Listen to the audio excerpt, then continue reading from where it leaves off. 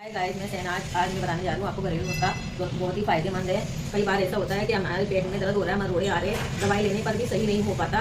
तो इसके लिए हम आपको घरेलू नुस्खा बताने जा रहे हैं। एक यकीन मानिए, इसे आप 3 टाइम लीजिएगा, एक चम्मच सुबह शाम, दोपहर शाम, तो आपको बहुत फायदा होगा, मरोड़े भी बंद हो जाएंगे और बहुत आराम मिलेगा। इसके लिए हमें क्या क्या चाहिए आप ये देखिए। ये 1 चम्मच मैंने सौंफ लिया है, ये वाला चम्मच। ये मिश्री का टुकड़ा लिया है, ये देखिए। अब हम इसे कूटेंगे, ये देखिए।